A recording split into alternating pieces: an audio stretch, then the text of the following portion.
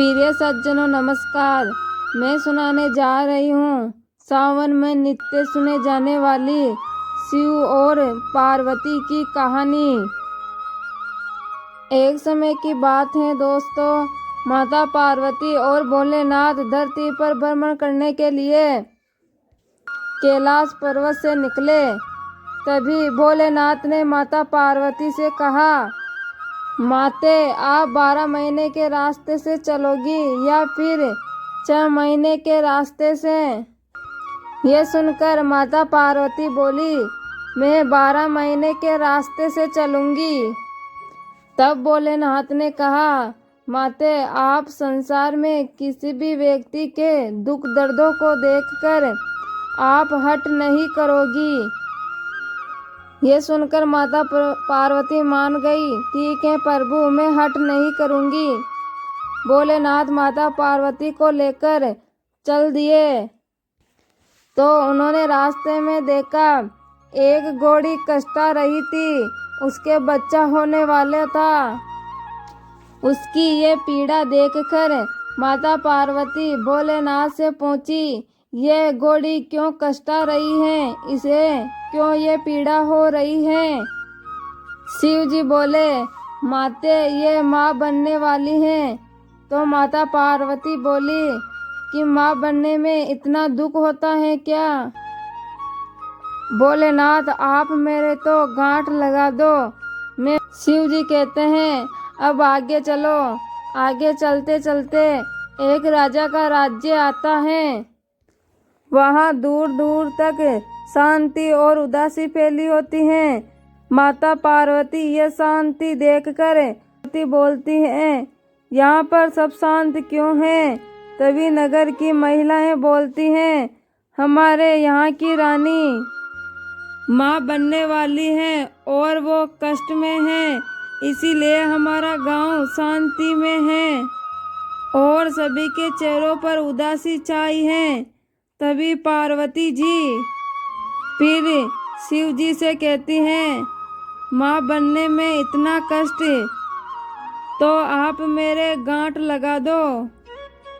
वो शिव जी को कहती ही रहती हैं, लेकिन शिव जी उनकी बात को अनसुना कर देते हैं और आगे बढ़ने को कहते हैं। फिर वो आगे बढ़ते हैं तो रास्ते में देखते हैं एक गाय कष्टा रही थी। उसकी पीड़ा देखकर फिर माते पार्वती बोली, माँ बनने में इतनी पीड़ा है तो आप मेरे तो गांठ ही लगा दो। पार्वती जी हट करने लगी तो शिव जी ने पार्वती को गांठ लगा दी। फिर वो आगे बढ़ने लगे। इस प्रकार वो चलते चलते माता पार्वती के पीहर पहुँचते हैं। वहाँ उनका बहुत अच्छे से स्वागत करते हैं, खूब अच्छे अच्छे पकवान बनाते हैं। महादेव जी जितने भी पकवान बनाए उन सबको खा जाते हैं। तो माते पार्वती जी बथुए की साग खाकर वो पानी पी लेती हैं। दोपहर में जब वो विश्राम करते हैं तो भोलेनाथ माता पार्वती से पूछते हैं कि माते आज आपने क्या खाया? तो माता पार्वती बोलती हैं, जो आपने खाया वो ही मैंने खाया। पार्वती जी के सोने पर भोलेनाथ जी माता पार्वती की नाभिक की ढकनी खोल कर देखते हैं कि माता पार्वती जी ने क्या खाया। तो भोलेनाथ को दिखाई देता है बथुए की सब्जी और पानी दिखता है। माता पार्वती के जागने के बाद भोलेनाथ जी कहते हैं, माते आपने मेरे से झूठ बोला है, आपने तो बथुआ और पानी पिया है। ये बात सुनकर माता पार्वती हट कर देती हैं। आज के बाद कोई भी व्यक्ति किसी भी महिला की ढकनी खोल कर नहीं देखेगा, क्योंकि किसी महिला के पेट में उसके ससुराल और उसके पीहर की लाज होती है। तभी शिव जी को वचन देना पड़ता है, उसके बाद अब किसी की भी ढकनी नहीं खुलती है। फिर वो वापस कैलाश पर्वत की ओर निकलते हैं तो रास्ते में उनको एक गाय अपने बछड़े को चारती हुई मिलती है और बहुत कुछ दिखाई देती है।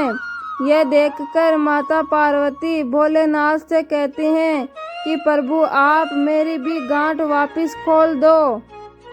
तब शिव जी बोलते हैं मैंने आपको पहले ही कहा था कि आप गांठ मत लगाओ, पर आपने तो जिद कर दी। फिर वो वहाँ से आगे बढ़ते हैं तो राजा के दरबार में खूब ढोल नगाड़े बज रहे थे, मिठाइयाँ बट रही थी, सब लोग नाच गान कर रहे थे, सभी लोग खुशियाँ मना रहे होते हैं। तभी ये देखकर माता पार्वती गांव वालों से पूछती है यहाँ पे क्या हुआ।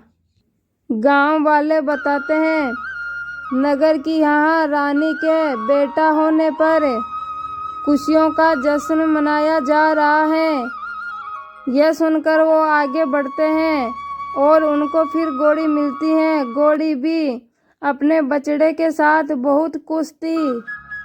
यह देखकर माता पार्वती फिर भोलेनाथ से गांठ खोलने की जिद करती हैं। मैंने आपको पहले ही कहा था गांठ मत लगवाओ, यहाँ मृत्युलोक में हर चीज आपको लुभाएगी, पर आप नहीं मानी और आप हट पकड़ लेते हो। पार्वती फिर नहीं मानी। यह बात सुनकर भोलेनाथ माता पार्वती की गांठ खोल देते हैं और फिर वो कैलाश पर्वत पहुंच जाते हैं। हे भोलेनाथ, जैसे आपने पहले माता पार्वती जी के गांठ लगाई वैसे इस संसार में किसी को मत लगाना। प्यारे दोस्तों, ये थी भोलेनाथ और माता पार्वती की एक सच्ची कहानी। आशा करती हूँ आपको यह कहानी बहुत अच्छी लगेगी। कहानी अच्छी लगी तो कहानी को लाइक करना और प्यारे प्यारे कमेंट भी करना। अपने YouTube चैनल को सब्सक्राइब भी कर देना। धन्यवाद।